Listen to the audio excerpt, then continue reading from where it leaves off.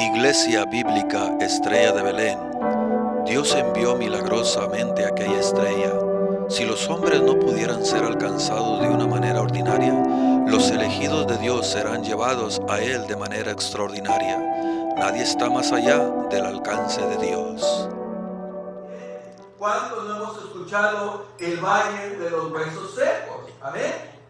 Dice la Biblia: la mano de Jehová vino sobre mí y me llevó en el espíritu de Jehová y me puso en medio de un valle que estaba lleno de huesos y me hizo pasar cerca de estos valles por todo el derredor.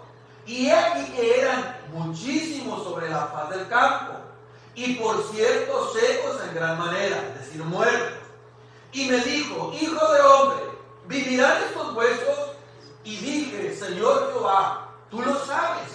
Me dijo entonces: profetiza sobre estos huesos, es decir, habla la palabra, y diles: huesos secos, oíd, ¿qué, hermano? Palabra de Jehová. Así ha dicho Jehová el Señor a estos huesos: he aquí, yo hago entrar espíritu en vosotros, y viviréis, y pondré tendones sobre vosotros, y haré subir sobre vosotros carne, y os cubriré de piel, y pondré, ¿qué cosa, hermano? En vosotros espíritu, y viviréis, y sabréis que yo soy Jehová.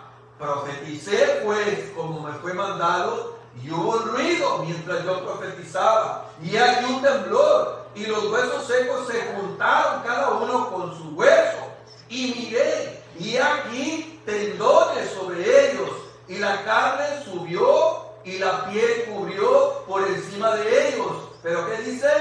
Pero no había en ellos espíritu. La siguiente dijo: no había en ellos. Y me dijo: profetiza al espíritu, profetiza, hijo de hombre, y di al espíritu: así ha dicho Jehová el Señor, espíritu, ven de los cuatro vientos y sopla sobre estos huesos y vivirán. Palabra espíritu en mayúscula. Y profeticé como me había mandado, y entró el espíritu en ellos y vivieron.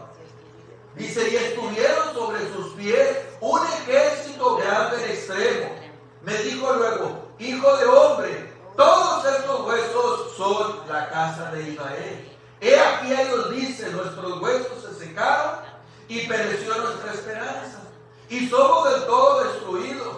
Por tanto, profetiza y diles: así ha dicho Jehová el Señor, he aquí yo abro vuestros sepulcros, pueblo mío, y os haré subir de vuestra sepultura, y os traeré a la tierra de Israel, y sabréis que yo soy Jehová, cuando abra vuestros sepulcros, y os saque de vuestros sepulcros, pueblo mío, y pondré mi espíritu en vosotros, y viviréis, y os haré reposar sobre vuestra tierra, y sabréis que yo soy Jehová hablé, y lo hice, dice Jehová. Ahí claramente, hermano, estamos viendo de la muerte a la vida. Eso es lo que provoca el Espíritu Santo. Por eso, como les decía, lo que es la pregunta 29 de nuestro catecismo: ¿cómo somos hechos partícipes de la redención? Por la aplicación eficaz que de ella hace el Espíritu Santo. Nosotros vemos esa ilustración de una manera gráfica ahí, y eso es lo que vamos a estar considerando en esta ocasión, hermano. Vamos a ver en detalle cómo es que el Espíritu Santo es el que trae de la muerte a la vida a las personas impías cuando el Evangelio es predicado. ¿Qué hizo el profeta? Habló de parte de Dios, predicó de parte de Dios. En él no había poder. Vino el Espíritu de Dios y trajo vida, que es lo que Dios está haciendo aquí. ¿La siguiente? Ahora, cuando leemos nosotros el capítulo 37 del libro de Ezequiel, nosotros nos encontramos en uno de los momentos de decadencia de la nación de Israel. Ezequiel está en Babilonia cautivo junto con los 10,000 cautivos. Era el segundo asedio de Nabucodonosor, que fue aproximadamente en el año 587, perdón. En el 587, en el primero fue en el año 605, que fue Daniel y sus amigos.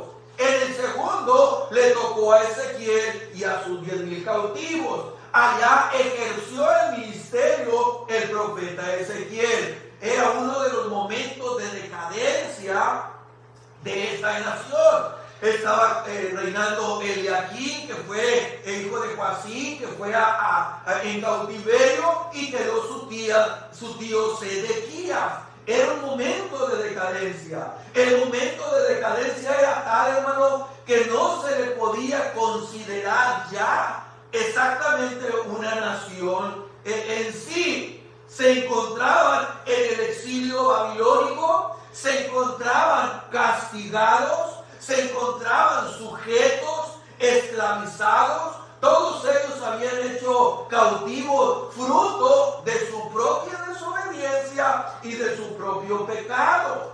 Y el resultado fue por haber ignorado, mis amados hermanos, resultado por haber ignorado y dado la espalda a Dios. Dios trajo juicio. Ya las 10 tribus del norte habían sido cautivas por Tiglat-Pileser en el año 722. Así que la rebeldía de Israel, así como la rebeldía de los seres humanos, hermanos, los llevó a ser un pueblo esclavizado. ¿Qué pasó con el género humano? Fue esclavizado por la desobediencia en el Edén. ¿Qué fue con la nación de Israel? Fue esclavizada por su rebeldía a Dios.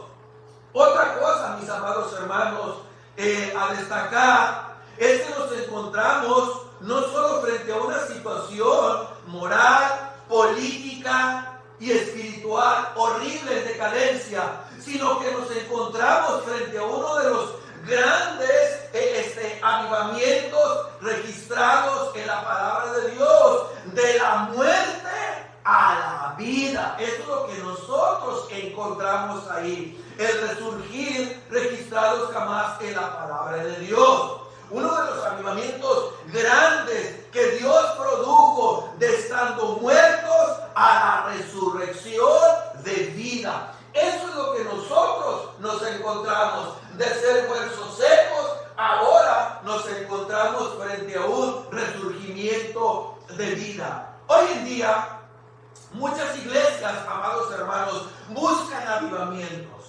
Hacen campaña y hacen cuanta cosa para traer un avivamiento. Lo lógico es, eso que ellos buscan. Bueno, yo creo que todos lo anhelamos, ¿no es cierto? Todos en un momento queremos, deseamos que Dios obre de una manera poderosa en nuestro vecindario, en nuestro ejido, en nuestra ciudad, en nuestro estado, en nuestro país, que Dios avive los corazones. Como dijo el profeta Habacuc: oh Señor, aviva tu obra en medio de los tiempos. Aviva tu obra. Yo creo que es legítimo. Todos nosotros buscamos un avivamiento. Que Dios salve a las familias, ¿no es cierto? Yo creo que todos queremos eso. La pregunta que nos hacemos entonces es: ¿qué es un avivamiento, hermano? De muerte a la vida. ¿Qué significa un avivamiento de muerte a la vida?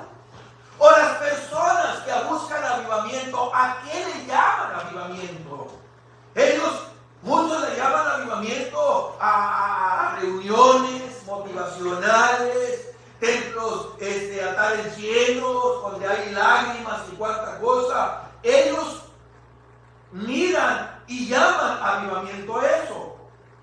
Pero la pregunta es: ¿qué es el avivamiento de la muerte a la vida?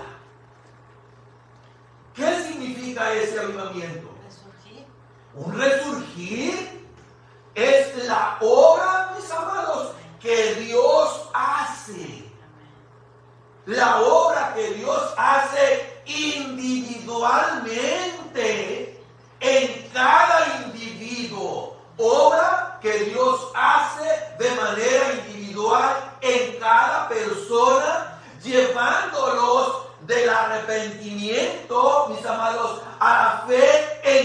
Cristo Jesús. Pero a una escala, mis amados, mayor, visible y a nivel social, donde la persona es completamente transformada por el poder de Dios. Transforma la persona, se transforma la familia y se ve el cambio en la persona, donde Dios ha producido un avivamiento, una obra sobrenatural. A lo que hoy en día llamamos avivamiento, amada iglesia, desgraciadamente no es otra cosa que un cúmulo de gente teniendo experiencias místicas, emociones, donde las llevan al éxtasis, a un desenfrení emocional, descontrolado completamente, fuera de sí, donde hay ruido, música suave, donde se juega con las emociones de las personas, donde se falsifica el obrar de Dios en el corazón. La gente piensa que es Dios por lo que siente, pero no es Dios, sino es el mismo entorno, el mismo ambiente. ¿Cómo sabemos eso? Mis amados, lo sabemos porque cuando esas emociones pasan, no hay un cambio en el individuo, no hay un cambio en las personas, siguen siendo las mismas. En cambio, cuando es una obra sobrenatural de Dios, se ve la transformación que Dios produce en el corazón. Por eso hoy en día se busca eso. Algo está sucediendo allá y aquí está Dios. Mire, si usted va al Antiguo Testamento, usted va a encontrar que cuando Dios se revelaba a las personas, lo primero que producía era temor. ¿Qué dijo Jacob? Dios está aquí, yo no lo sabía cuando tuvo la visión. ¿Qué dijo Manoah cuando el ángel se le reveló? Tuvo temor. Gedeón también tuvo temor. Hoy se habla con mucha familiaridad. Eso es lo que vemos hoy. Gente teniendo experiencias, éxtasis, emociones descontroladas. Todo superficial. No, el avivamiento, amada iglesia, de la muerte a la vida, el avivamiento de la muerte a la vida, es el llamado de Dios a los pecadores, a los que estos responden al llamado en arrepentimiento y fe.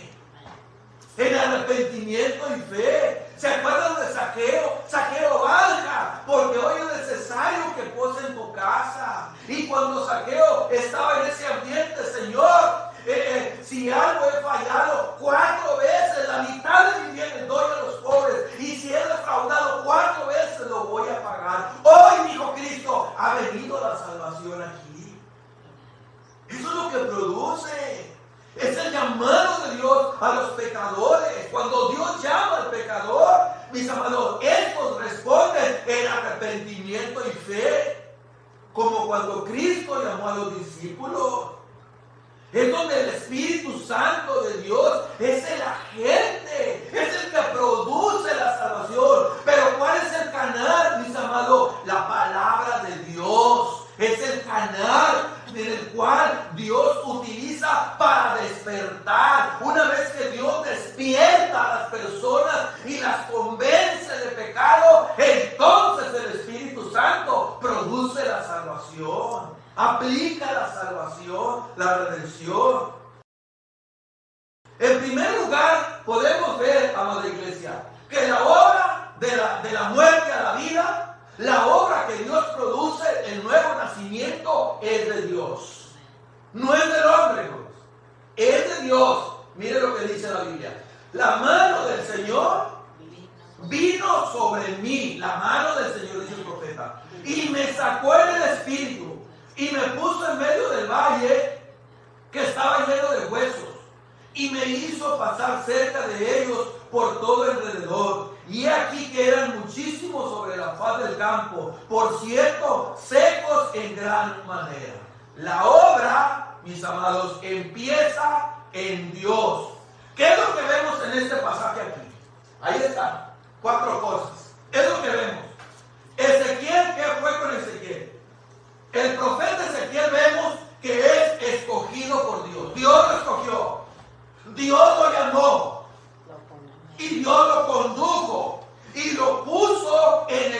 estaba en el lugar adecuado. Todo, hermano, todo esto lo hace Dios. Amén. Lo estamos viendo, todo lo hace. La mano del Señor me sacó. Dios lo llamó a él. Fue Dios, hermano. Dios es el que hace todo. No somos nosotros. No es el hombre. No son las técnicas. No, es Dios el que hace. ¿Sí está claro en eso? Amén. Es Dios. ¿Así que te dijo? Es Dios el que hace. El día de hoy, el ser humano busca formas de provocar, alcanzar el avivamiento. A como dé lugar. Hoy en día, ¿qué es lo que vemos?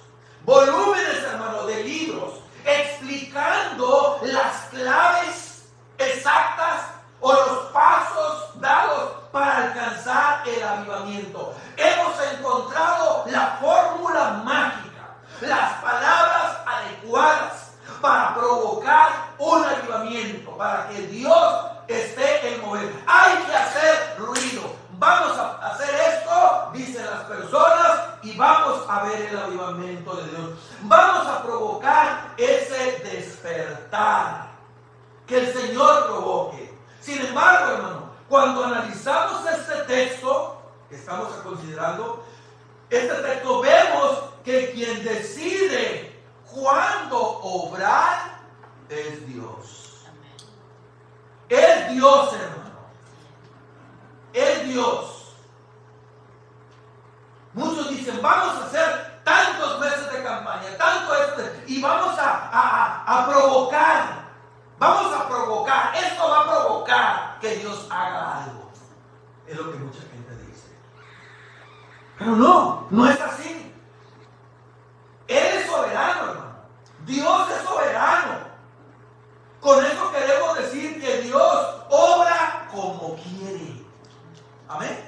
Dios obra cuando quiere. Y Dios obra donde quiere. No cuando yo quiera, hermano.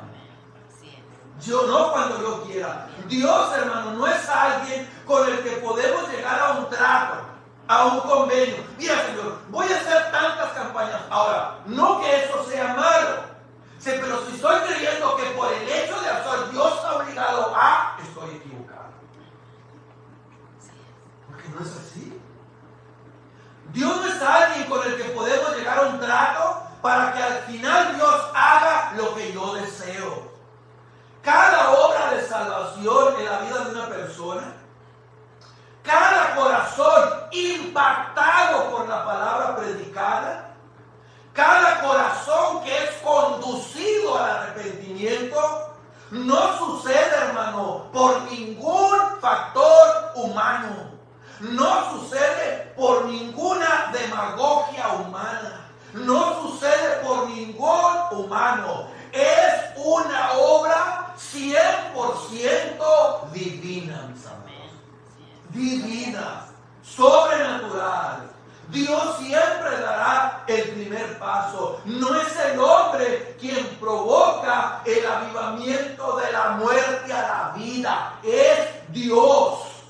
Cuando el canal, su palabra, es predicada con fidelidad, el agente, el Espíritu Santo, entonces aplica en el corazón arrepentido. Pero Dios.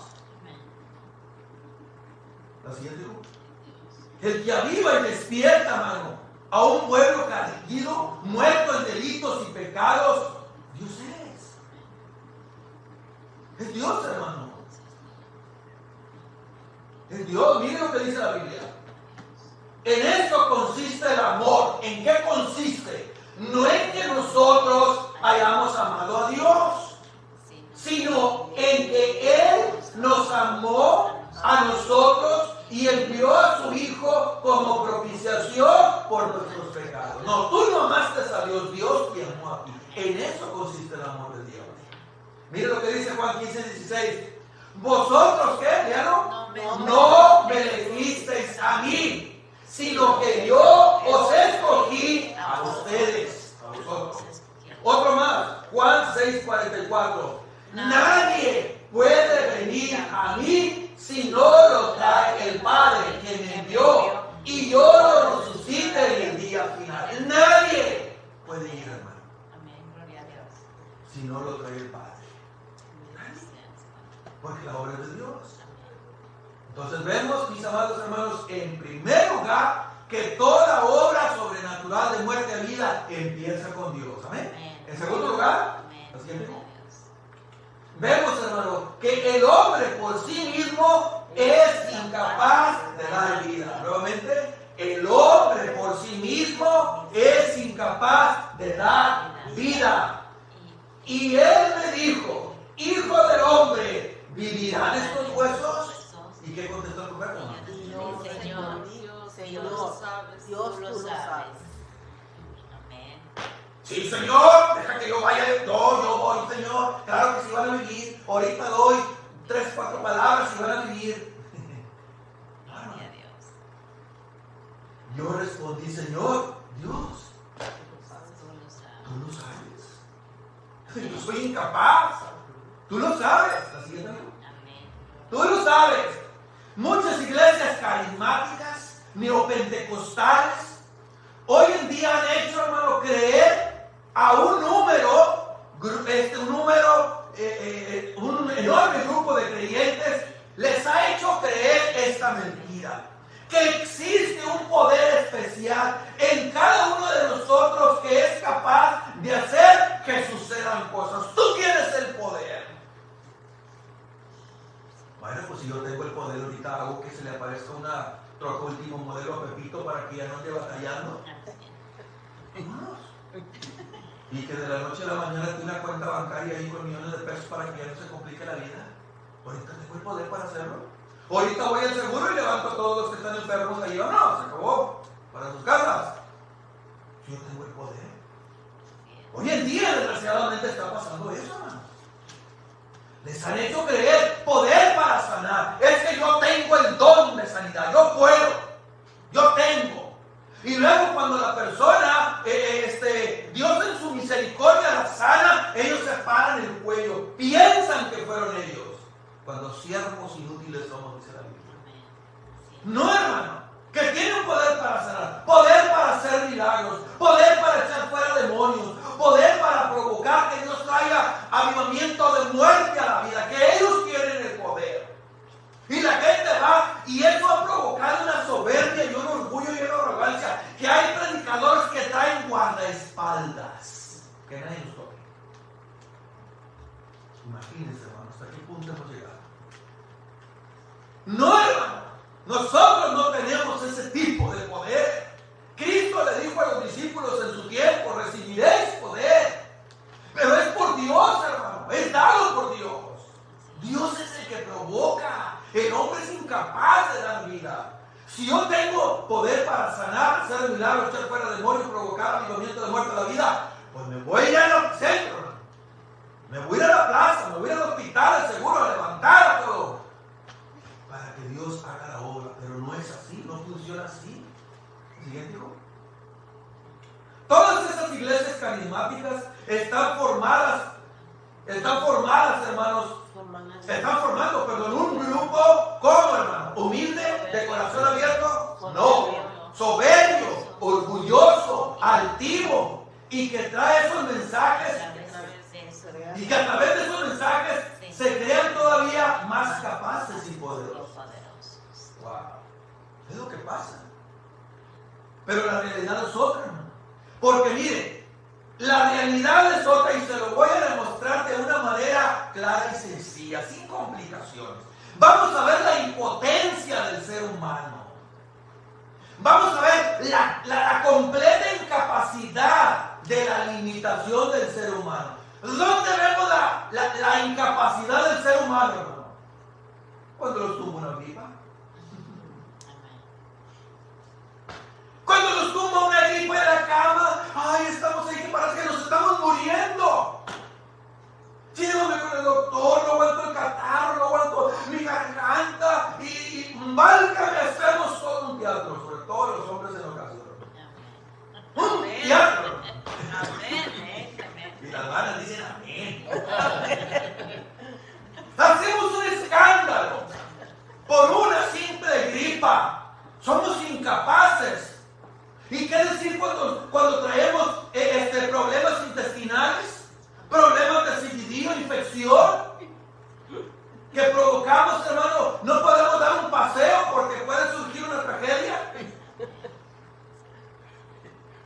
Cuando somos incapaces de traer sanidad, las enfermedades como el cáncer nos muestran nuestras absolutas limitaciones. No podíamos hacer nada. Si yo hubiera tenido el poder, oh, hermano, mi hermano estuviera aquí. Es más, que ninguno de nuestros seres amados estuviera allá. Aquí estuviera. Aquí estuviera. ¿Y qué decir, hermano, de la agonía de un ser querido que tiene que ser la más dolorosa cuando lo vemos confinada en una cama que no puede hacer nada y nos sentimos tan impotentes, tan incapaces de poder ayudarles? Y oramos a Dios, hacemos ayuno, le rogamos y no sucede nada. Al final del día Dios lo recoge porque somos incapaces para dar vida. El hombre es incapaz, amado, para dar vida. Cuando Dios le pregunta a Ezequiel si esos huesos podrían vivir, la respuesta de Ezequiel fue sincera. Señor, tú lo sabes. Esto depende de ti. Yo no puedo darles vida. La siguiente. Yo no puedo darles vida. Cuando oramos, no debemos creer como muchos lo hacen. ¿Cómo, hermano? Que si pedimos con lo suficiente fe, gritos, autoridad, algo sucederá. No es verdad. Oh Señor de los ejércitos, que tus ángeles se paseen por el firmamento. Y una elocuencia de oración. No pasa nada. No, hermano. ¿Qué dijo Martín Lutero? La oración no es para cambiar los planes de Dios. Es para confiar y descansar en su soberana voluntad. Para eso es la oración, hermano. Para eso es la oración. La oración es simplemente un medio de comunicación de una persona sin ningún poder delante de aquel que tiene todo el poder, nuestro Dios. Esa es la oración. Es la criatura frente al Creador. Es el necesitado frente a aquel que todo lo tiene y todo lo puede. Mis amados, la oración es el más puro reflejo de nuestra total dependencia de Dios y necesidad. Mire, el hijo de Judá de Naín, que narra el Evangelio de Lucas en el capítulo 7, seguiría muerto de no haber sido por Cristo. Seguiría muerto. Lázaro estuviera en la tumba de no haber sido por Cristo, que le dijo: sal fuera. Ahí estuviera. Señor, tú lo sabes. La siguiente. El ser humano no puede dar vida, queridos hermanos. Y él le dijo: hijo de hombre, ¿vivirán estos huesos? Respondí: Señor, tú lo sabes. Solo el Creador puede dar vida. Aquel que dio vida al barro en Génesis es el mismo que puede traer vida hoy por medio de su Espíritu Santo. Es el único que puede vivificar por su Espíritu aquellos, mis amados, que parecen vivos, pero que están muertos en sus delitos y pecados. Dios es el único que puede traer de la muerte a la vida. Es Dios. En tercer lugar, hermano. Siguiente. El canal para dar avivamiento de muerte a la vida, ¿cuál va a ser, hermano? La palabra de Dios. Otra vez, ¿cuál es el canal? La palabra, La palabra de Dios. ¿Qué dice el texto? Verso 4. Profetiza sobre estos huesos y diles: huesos secos, oíd la palabra del Señor. ¿Qué van a escuchar? ¿Mi palabra? No. La del Señor. La del Señor. Amén. Gloria a Dios. Profetiza, le dice Dios. Háblale a estos muertos y diles: huesos secos, oigan mi palabra, la palabra del Señor.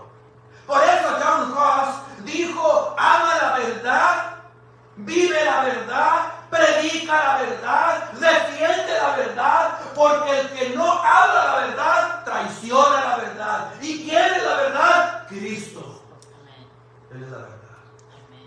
Así que Así que la salvación, amados hermanos, la salvación es porque por por gracia de Dios mediante la fe. Y esta fe solo viene ¿por qué, hermano? Por el oír. ¿Y el oír qué? La palabra. La palabra de Dios. La palabra de Dios. ¿Cuál es la desgracia del día de hoy? Muchos predicadores están adaptando el mensaje del Evangelio para vencer la resistencia de los consumidores. Hay muchos consumidores allá. Tengo que vencer la resistencia para que Estrella de Belén se me llene. A ver, ¿cómo le hago? Tengo que usar técnicas de mercadeo para poder vencer la resistencia y que se me llene aquí.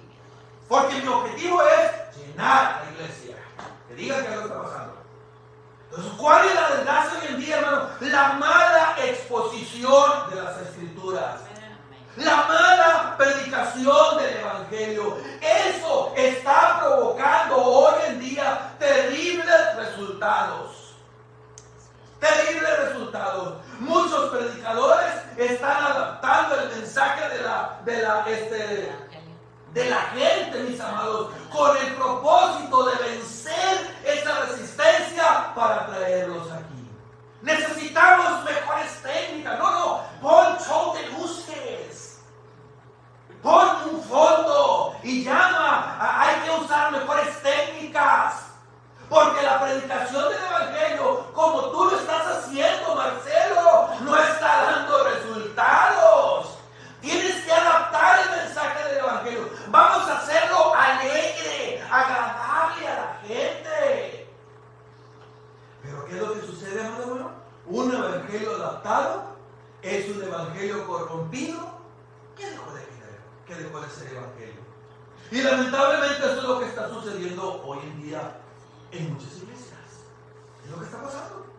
Si tocáramos una música más moderna, suave, reggaetón y esas cosas, que la gente empiece acá a andar y cuántas así, entonces se va a poner más cool, dicen muchos. Que el pastor sea de la high. Ya no hable del infierno, pastor. No hable del pecado. Si dejamos de hablar de eso, si dejamos de hablar del arrepentimiento, entonces sí, pastor, la gente se va a sentir a gusto. Y tarde o temprano van a venir a Cristo. Es lo que está pasando.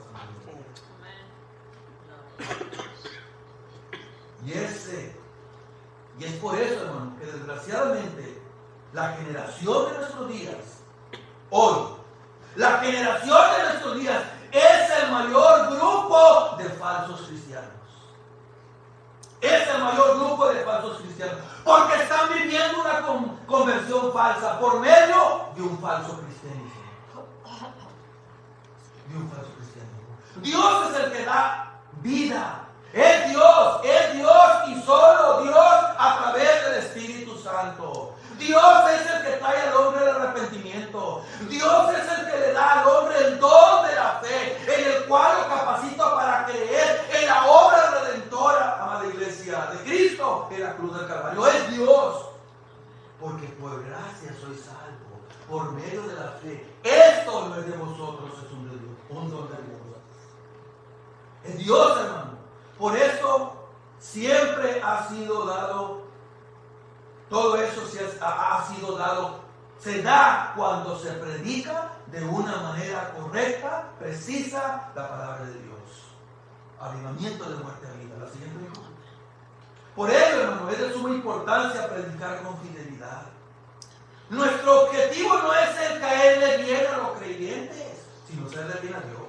Serle fiel a Dios. Serle fiel a Dios. No debemos preparar un evangelio o un mensaje atractivo. Debemos procurar predicar con fidelidad y no preocuparnos por si el hermano se ofendió por el evangelio predicado. No debemos tratar de mencionar o dejar de decir algún pecado por el temor de que la persona se ofenda. Porque hay muchas personas que se ofenden, hermano, cuando son confrontadas. Una vez le dijo una hermana, se estaba con un pastor quejándose. No, es que yo soy buena persona. yo soy buena madre, yo soy buena esposa, soy buena vecina, esto, y Dios, estoy bien con Dios. Y el pastor le dice, no, usted está mal. Usted hace eso porque eso es su deber. Su deber es ser buena esposa, buena madre, buena vecina, ese es su deber. Oye, cuando le preguntó cómo se llama, dijo, demonio tiene. No, ¿cómo tal? No, hermano, nuestro objetivo, no debemos tratar de omitir ningún pecado, temiendo que la persona se va a ofender. Si la persona es borracha, mentiroso, ladrón, adúltero o que pueda molestar a alguien, las cosas siempre se tienen que decir. Debemos presentar las buenas nuevas de salvación. Debemos predicar a Cristo con precisión. Y debemos hacerlo explicando el sacrificio perfecto de Cristo por los pecados. Porque ello, hermano, ello va a hacer que el Espíritu Santo redarguya a las personas y los traiga a Cristo. Llevarlos a ese, debemos explicarlo. Y es ahí donde mediante la ley de Dios expondrá su pecado. Y eso ofenderá su orgullo, mis amados hermanos, y apretará su corazón. Dijo Martín Lutero, cuando predicas el Evangelio va a haber dos reacciones.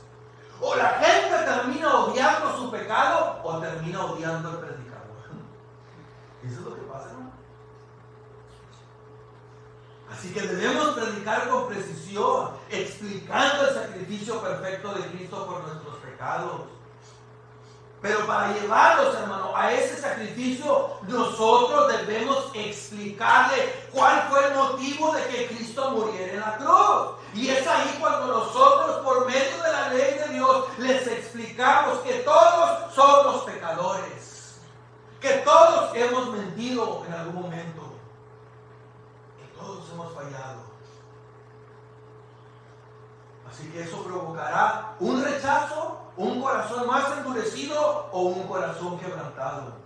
Pero la palabra debe ser expuesta clara, directa y con fidelidad. No tenemos nosotros que usar palabras técnicas, rimbombantes.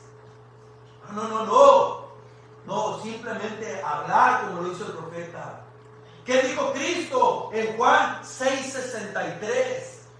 Cristo dijo lo siguiente: el Espíritu es el que da vida, la carne para nada aprovecha. Las palabras que yo os he hablado son espíritu y son vida, dijo Cristo. Entonces, ¿qué tenemos que hacer? Hablar la palabra, compartir la palabra, exponer la palabra y llevar la palabra a todos los rincones de la tierra. Porque la palabra es la que produce vida. Es la palabra, hermano. Solo la palabra es el canal a través del cual Dios traerá vida a su pueblo. La palabra. Predícale, dijo. Así que la palabra es el canal. La siguiente dijo. Y cuando predicamos la palabra, que es el canal, entonces se predica la palabra con fidelidad, que es el canal, entonces viene la gente, que es el Espíritu Santo. La necesidad del Espíritu Santo. ¿Qué dice el verso 5? He aquí haré entrar en vosotros espíritu y viviréis. Cuando predicó la palabra en el verso 4 dice que cuando predicó, yo haré entrar, he aquí. En estos momentos, hermano, estamos entrando a algo muy importante. Dijimos que la palabra es el canal, pero el Espíritu Santo es el agente. El Espíritu Santo es el que da vida, es el que nos hace partícipes de la redención comprada por Cristo. Es el Espíritu Santo.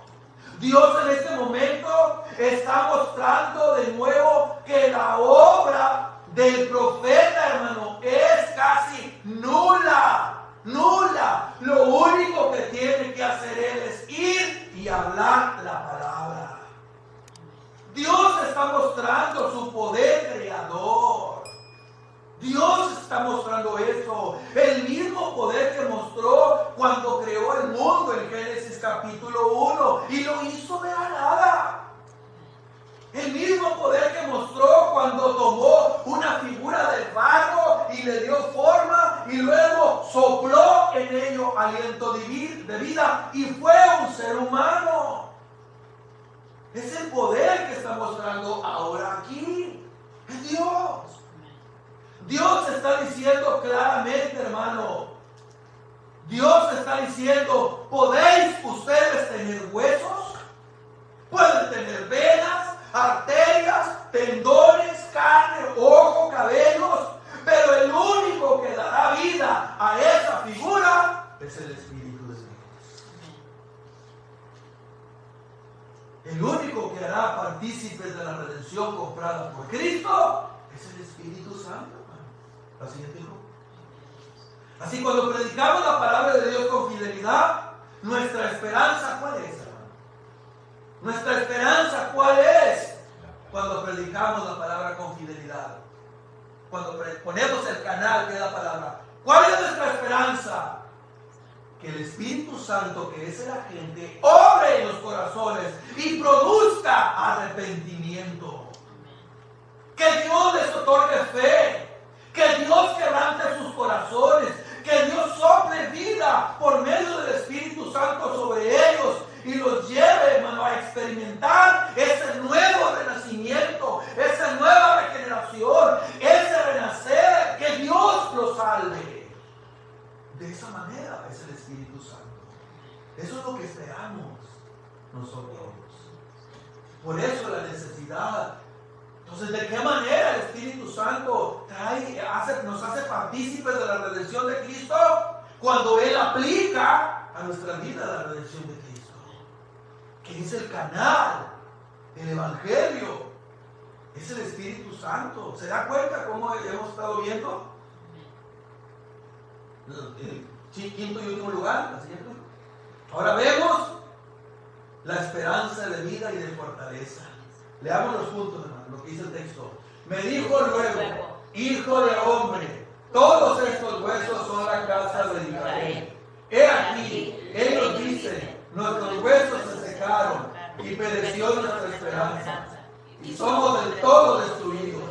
Por tanto, profetiza y dile, así ha dicho Jehová el Señor, he aquí yo abro vuestros sepulcros, pueblo mío, y os haré subir de vuestras sepulturas, y os traeré a la tierra de Israel, y sabréis que yo soy Jehová, cuando abra vuestros sepulcros, y os saque de vuestras sepulturas, pueblo mío, y pondré mi espíritu en vosotros, y viviréis, y os haré reposar sobre vuestra tierra, y sabréis que yo, Jehová, hablé y yo lo hice, dice Jehová. Amén. Gloria a Dios. La confianza en Dios es como el amanecer, siempre trae esperanza. Tal vez lloremos por la noche, pero al amanecer estaremos felices. Salmo 35. La esperanza de vida y de fortaleza, hermano, se encuentra en Dios. Porque Dios es el que produce y da vida. Es Dios. La siguiente, amigo. Algo, hermano, que podemos ver en este texto y que queda remarcado a través de las Escrituras es lo siguiente. ¿Cuál es, hermano? Existe un pueblo al que Dios dará vida. Hoy, hermano, hay muchos huesos secos. Muchos huesos secos a los cuales Dios le dará vida por medio de su palabra. Esa es nuestra esperanza. Existe un pueblo al que Dios avivará, un remanente fiel. Existe un pueblo al que Dios llevará de nuevo, llevará un nuevo nacimiento. Y este pueblo son a sus redimidos, a los que Dios convencerá de pecado. La siguiente, hijo. Mire lo que dice la Biblia, léelo conmigo. Después de esto miré, y he aquí una gran multitud, la cual nadie puede contar, de todas las naciones, tribus, pueblos y lenguas, que estaban delante del trono y en la presencia del Cordero, vestidos de ropas blancas y con palmas en las manos, y clamaban a gran voz diciendo: la salvación pertenece a nuestro Dios que está sentado en el trono y el Cordero. ¡Aleluya!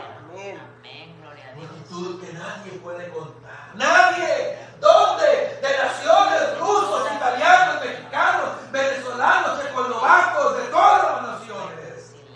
Ahí está, esa es la esperanza, hermanos.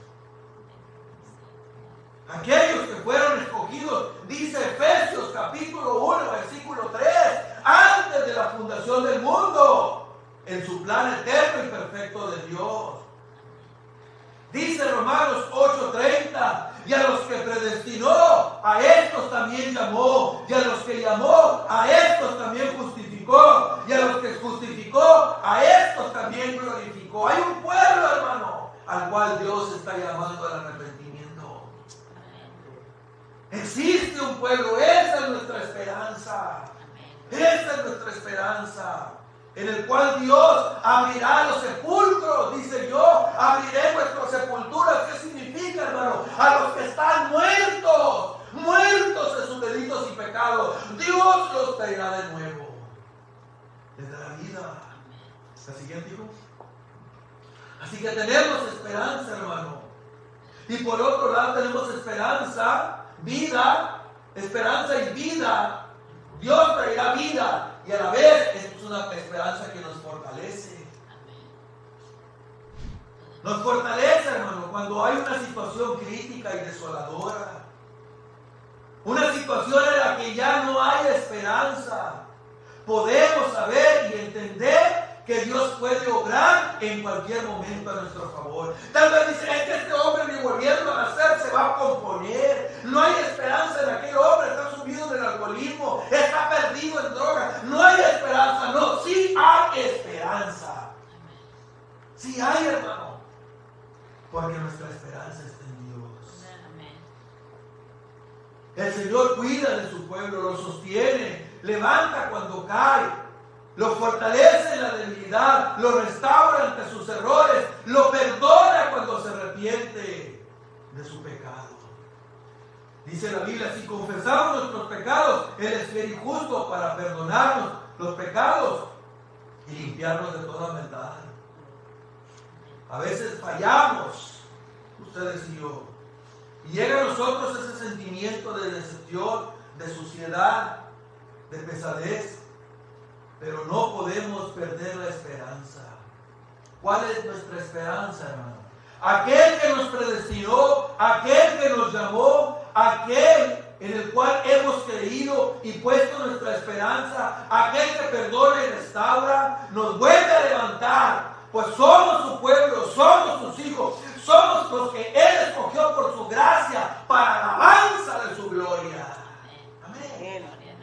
Porque dice Efesios 1, hermano, allá en el 15, que Dios nos selló con su Espíritu Santo. Mire lo que hace el Espíritu Santo. Número 1, hermano. Número 1, nos confronta. Número 2, nos humilla, nos redarguye. Número 3, produce salvación. Número 4, y pone el sello de garantía que ahora somos propiedad de Dios. Es lo que hace. Aunque parezca difícil en muchas ocasiones, humanamente imposibles de sostener nuestra fe hasta el final, amada iglesia, descansemos en el hecho de que Él nos sostendrá. Dios nos sostendrá. No pierdan nunca la esperanza. Mañana será otro día y Dios sigue siendo milagros, obrando en el corazón del hombre. Dice Corintios, 1 de Corintios. Voy terminando. De hecho, termino con este texto. 1 de Corintios 1, 8 y 9. El cual también os confirmará hasta el fin, para que seáis irreprensibles en el día de nuestro Señor Jesucristo. Fiel a Dios, por medio de quien fuiste llamado a la comunión con su Hijo Jesucristo, Señor nuestro. Él es el que te llevará a puerto seguro. Y Pablo dijo en Filipenses 1:6, estando convencidos de que aquel que comenzó la obra en vosotros, la perfeccionará hasta el día de Jesucristo. Entonces, ¿qué vemos? De esta manera, el Espíritu Santo nos hace partícipes de la redención de Cristo. Y este pasaje ilustra, hermano, de una manera gráfica el obrar de Dios cuando trae un avivamiento de muerte a la vida. De esa manera es que el Espíritu Santo obra. Él nos confronta cuando la palabra es predicada. Él nos redarguye cuando nos exponemos a la ley de Dios. Y Él produce salvación en nuestras vidas. Y Él nos da la seguridad de nuestra salvación eterna. Y aunque fallemos, caigamos, Él nos perdona cuando nos arrepentimos. De esa manera obra el Espíritu Santo. ¿Podemos dar gloria a Dios? Gloria a Dios por su salvación eterna. Pónganse de pie, mis amados.